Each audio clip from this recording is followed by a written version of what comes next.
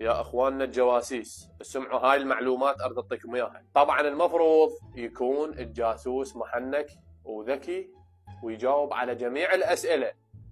صار معلوم؟ صار معلوم. احنا انجمعنا الدول العربيه نريد نسيطر على الدول الاجنبيه، انت المصري والسعودي والعراقي، نريدكم محنكين ونريدكم تجيبون المعلومات من داخل الدول الاجنبيه. راح اسالكم اسئله والما يجاوب رأسا خلص عليه. نعم سيدي.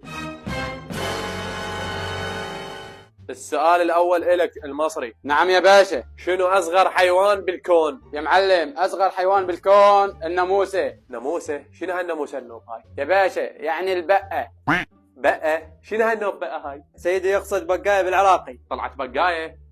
شوف شغلك. اثبت ولك. السؤال موجه إلك السعودي.